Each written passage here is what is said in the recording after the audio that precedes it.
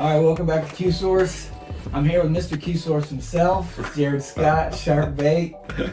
Shark, thanks for having me in your office. Man, I'm just gonna say you've done an outstanding job, and I'm so glad I'm not Q Source guy anymore. So you're doing a great job. Well, everyone, whether you like or hate the podcast, you can blame or give credit to Shark because it was your idea. When you asked me to take it over, he said, "Here, I got an idea for you. Yeah, this would be good for our community if you're willing to do it." And I was like, and so it stuck. Yeah, and here we are. It's been great, man. You've done an outstanding job. All the interviews have been, I think we need to probably tell the national group and let them put this on their stuff too. Well, it's good to hear everybody's perspective, and really they're bringing their wisdom to bear. So if you're watching PAX, one of these weeks is going to be your week. Look through the Q Source table of contents. Let me know which one of these you embody, which one's important in your life. And so, Shark, we're talking about, it's Q1, Quadrant 1, Get Right. This really kind of launches us into this whole quadrant. And I still remember a year ago when we talked about this, and I can still remember some of the comments you made at our table at Smooth Joe after quarantine. And so I'm thrilled that you would join me on this. So it's a short chapter, but gosh, we could talk about this for a couple hours. Yeah. Do you remember those comments? Because I don't. Well, I'm hoping you'll tell a story about, you talked about someone in your life who wasn't taking care of themselves. Yeah, well, I'm a pastor, and pastors don't have a great reputation for being fit physically.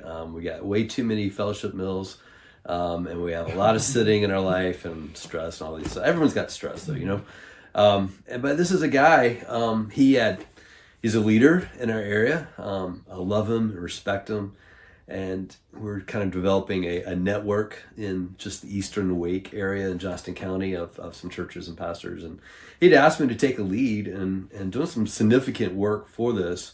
And he was going to be the lead guy, but I was going to do a lot of work. And I called him up and, just getting the nuts and bolts of what the work was. But I love him, but he's large. Mm-hmm. And his dad's had heart problems. He's probably in his upper 50s, mid 50s, and a lot of stress, like a lot of guys in pastoral work. And so I just called him out on it. I said, "Look, man, if you want me to help you in this way, I need to know that you're with this. I'm concerned about you physically. And if anyone was trying to take you out of your church and leadership, I would fight for you and try to defend you. But you're doing it yourself, physically. And I need you to take it serious, your health." It's not an easy conversation to have. No, but I think it was not new information to him. Mm-hmm. I just probably was one of the few that could say something about it. Right. Because, no one on his staff would, because he's the boss. When I said it echoed in his heart and mind. He said, "You're absolutely right. I know it. I need help. Will you help me?" And so we've been going through now a slow process. Each month we've got different goals that we're working on. The first goal was you got to drink water, a gallon of water each day. Second month was, all right, now you got to walk, walk 30 minutes a day, 5 days a week, and then drink water. And so now we're at the period of, okay, now you got to track your calories. So we're going to slowly get into it. And at some point we're going to get goals for eating, and then now we're going to really push exercise with the doctor's approval. So I don't normally do stuff like that, but it's just burdened my heart, because here's a guy that's a leader in the area. He's a pastor, well respected. I had a place where I could say it, so I did. Well, I think you could uniquely say it because you take this so seriously yourself. Yeah. Like, there's people in his life that probably saw it, but probably couldn't have spoke to him if they didn't live it. But he undoubtedly knew how you live your life, and that this principle of get right is an important part of just the way you live. And anybody in this community, we know that. We work out with you 4 or 5 days a week. You embody it. And so because you embodied it, you were positioned to be able to speak that into someone's life.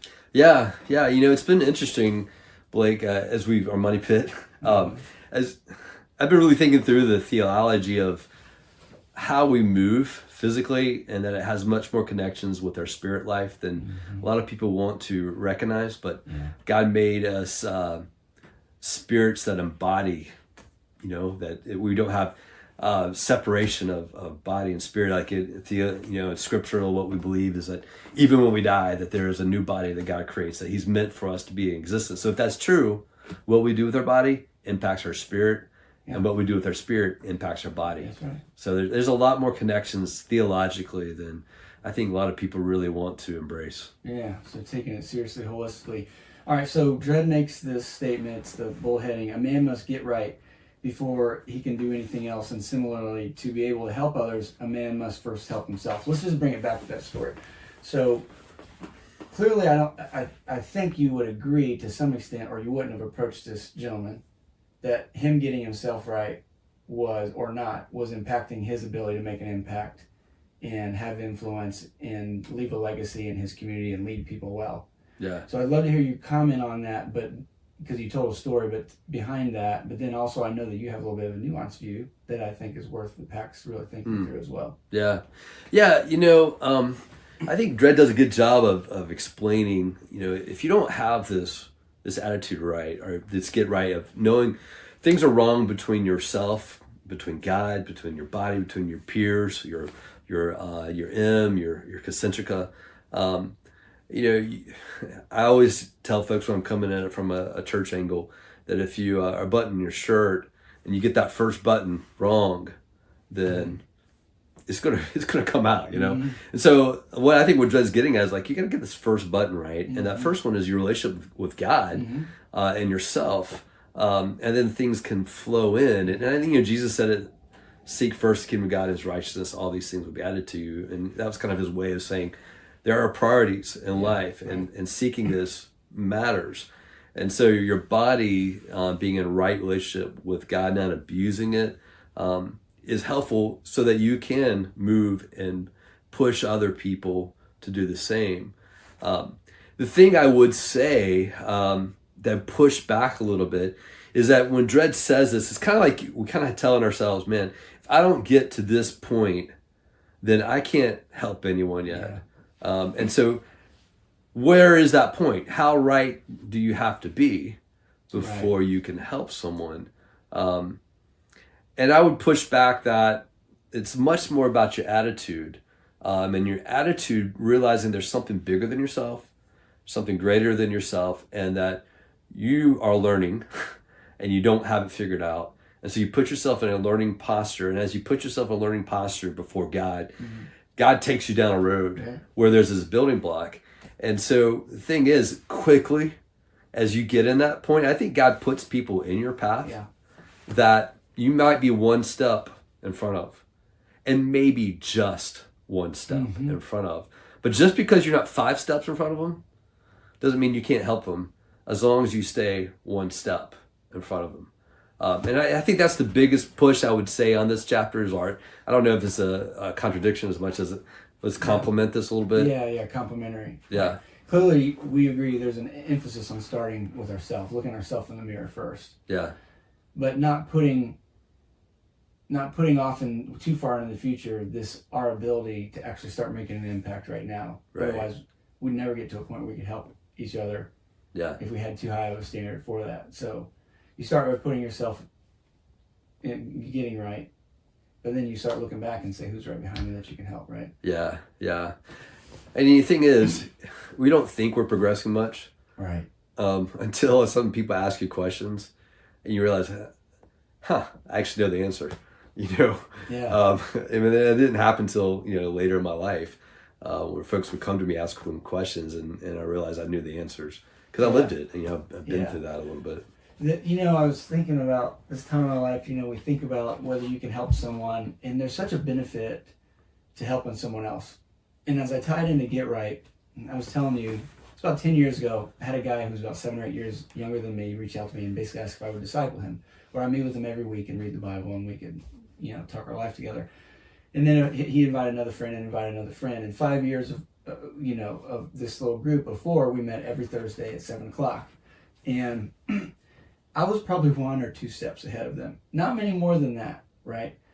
But the most beautiful thing happened for me. I probably got more out of it than they did, because I knew in order to help them, I had to live everything that I was encouraging them to live. And so the more I wanted for them, I had to continue to go further, and I had to continue to go further. And so my desire to help them forced me to get right within myself, because I knew I could really only help them to the extent that I was living or walking out the ways I was trying to help them. Yeah. I think that's powerful. I think, the whole point of the leadership is that eventually there are people we're influencing, and realizing the push of being a leader. And that's exactly the point. I had a similar thing happen with me where one of the guys I'm the closest with, known over the last 10 to 13 years, and now is on staff. I was helping him out. He's probably about 15 years younger than me. And he was just struggling with procrastination. He was kind of new into the church work, and it was building a lot of anxiety, realizing that's what it come down to. So I'm helping him through it, and as I'm sharing with him, I think Lord has a way of doing this, just bringing to my mind, like, well, what about this situation? And so what it was is a mentor that had poured into my life and helped me through some tough times, but he had gave me some advice I didn't really personally like. And so I just kind of pushed it off. So consequently started pushing him off, and his calls and his letters. And I never responded back to him. It had been a really long time. Wow. And it was on my heart and mind as I'm telling him this. And so I'm telling him, hey man, I know this is what you're dealing with, but even as I'm telling you what you need to do, this is something that's hit me. So here's what we're going to do. We're going to make a goal this week. I'm going to settle this procrastination issue and call my friend and seek his forgiveness. Wow. Because I knew that's what was needed, which is another great story. Right. And you do what you've been telling me to do. Wow. And so that was this idea of like, man, people are watching, and they need me. Yeah. They need me to step in. If I don't step in and help them, man, this is a rippling back to me, back to the church that I'm in. And so all of a sudden I feel this wake of bad, the boat's been turned upside down, and now it has potential to turn a lot of things upside down. And so the Lord just had a way of bringing it back to me. It's like, hey, you've got to get this back right. So, it takes me to one point of when you have these people in your life that you're leading, it helps you to stay right. Yeah. That's hard. Getting right is hard. Staying right might be even harder. Yeah, I mean, life is seasonal, right? So you launch out the first of the year like gangbusters. I'm going to post 250 times or whatever, and January is going well, and then all of a sudden you have a setback or a travel or, something come up. And can you stay with it? Yeah. Can you stay right? Can you go back to the foundation and continue to plod forward? Yeah. Yeah, I just love the fact that you were willing to be so humble and transparent to someone that you were helping. Because I think whether he was able to tell you this or not, what a blessing it had to have been for him to be able to see, past the doors and the curtains of your life to watch how this really played out. I think that might be one of the most important elements of staying right. I think... What's that? Accountability? Accountability, but humility. Yeah. They go hand in hand, don't they? Yeah, they do. Yes. I've been thinking about I'm getting ready to go into the series in 1 Samuel, so David's, of course, a big part of that. A lot of people think that David, when he has this great sin with Bathsheba and commits adultery and murder and all this stuff, he's probably around 50. Right. And I look around and I see pastors, and a lot of times when they have these big fallings, they're in their 50s. I just turned 50. Respect. Yeah, so it well, I don't know, but does the respect get to your head? It's like you feel like you've done it, you've been there, and you know something. So then you don't want people telling you what to do or suggesting to you. And so I think that's a big part of that staying right is to maintain humility of realizing I could be 80 and I still don't have it quite figured out, and there's more for me to learn. You know, I think that's something I've been praying about and thinking through is just like, you know, at this stage, you start thinking about the last third, really, not half, of your life, and like, what does it take to finish well? And I feel like it evidently is a lot harder to finish well than it is to start well, because then everyone would be doing it. Right. So I'm concerned very much about this, getting right, but staying right. Yeah, I give a shout out to Poppy. We were talking about accountability. We were doing a door together and running on the top of Trashmore, and we were talking about the importance of accountability, and both of us were agreeing that we wanted more in our life, but realized we were at a point that we knew to get more, we needed to be held accountable. And so he and I are both in a season of seeking accountability in some of these things. And I think just having people around that are watching, that you're willing to pull back the covers to show, you know, no one wants to be embarrassed or humiliated. And so that can help with the get right. I had those men that were holding me accountable. You had a guy that you were willing to show. Yeah. So, you know, as we wrap this up, like what questions could we lead? I mean, clearly it's a short chapter, but this is, you know, this is a deep well. Yeah. Lots of conversation. Where do we hope PAX would go with this conversation that maybe we haven't touched on yet? Yeah, something we didn't mention before, but hopefully this is reflective. Yeah. For everyone. And I guess maybe a question is what practices do you have right now in your life that you give it 5 years without changing? Where will it take you? So whatever practices, where does that road lead to? Yeah, whatever practices you got, what habits do you have? If you add 5 years, 10 years, where will it take you with your wife? Yeah. With your 2.0s? Where will it take you spiritually? Where will it take you in your workplace, finances, your mammon, all that? And I think that'd be the question I would want to ask is like, everyone just kind of look at their practices and add 5-10 years. Where will you be? Man, I love it. I think I would just leave alongside of that. You know, I think everyone wants to be listened to. We want to believe that we have influence. I think we all desire to leave an impact, right? How much greater of an impact can you make when you've gotten yourself right? How much more effective can you be in what you're doing if you took your get right, you know, to another level? Yeah. So, Well, that's what I love about F3, man, is it's the workouts. But somewhere along the way, things start hitting you that it's a bit more to this of accelerating in all areas of your life. It pushes you to. I remember there's a guy, he did the 4 corners, and he's no longer with us, moved away, but he did this 4 corners, and I've done it once or twice since then, where you like time it. Yeah. And you know, every time he's like, all right, we got to beat the time.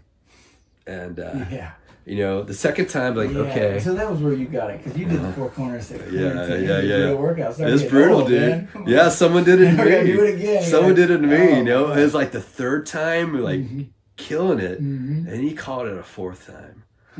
And, like, there's all of us thinking, there's no way we can, you know. But we did it. And we all did it together. And that was the key. We couldn't solo it. We all had to do it together. And so we had to run for each other. It was just, you know, 5:30 in the morning, someone timing us, and it was just all our pride and going into it. But he pushed us at the end and said, like, you can always do more than what our brain tells you. You just got to push. But then the idea of doing it for one another. Up to that point, Taekwondo, working out, it was always just like my own personal goals and getting better. And I think that's the normal routine. But for the first time it hit me, because I never did sports growing up. Like, okay, this is about picking up the 6. Yeah. How can I get better? Right. So I can come back. And really the 6 we're picking up is the ones that aren't at the workout with us. Yeah, right. I mean, sometimes you just have to do extra physically. I mean, I did a workout here at the church after the farm workout, so I could try to capture a few guys that weren't a little, you know, unprepared to go to the full F3 workout. Sometimes our 6 is a guy we're mentoring, or Right. someone that's at our work who's struggling, Yeah. or a wife who's, you know, having a rough go of it. You Yeah. know? But it's the get right that allows you to do it. Yeah. I want to leave the PAX with a thought.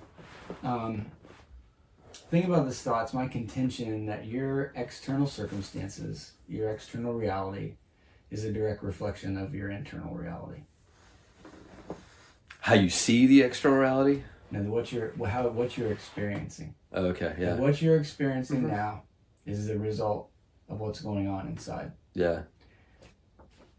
If that's true, what do you need to do inside to change what you experience outside? Like it. Yeah. Shark, Good. thanks for joining me. Thank you, man. We'll Appreciate see your time. y'all at the Q Source table.